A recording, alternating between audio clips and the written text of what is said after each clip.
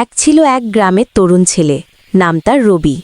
সে গাছ ভালোবাসত পৃথিবীর সব কিছুর চেয়ে বেশি।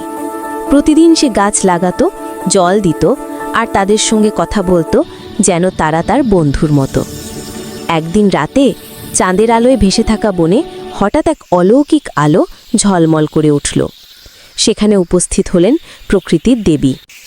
তিনি রবির ভালোবাসায় মুগ্ধ হয়ে বললেন, রবি, তোমার হৃদয় পবিত্র। আমি তোমাকে এক জাদুর বীজ দিচ্ছি।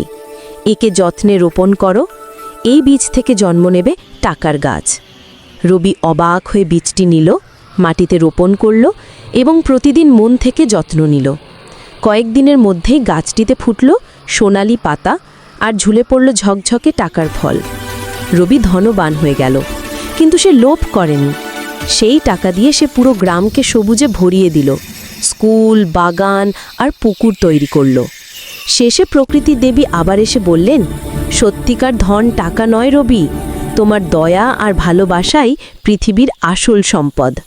আর হ্যাঁ, এই রকম ইন্টারেস্টিং ভিডিও পেতে চ্যানেলটি সাবস্ক্রাইব করে অবশ্যই পাশে থাকবেন।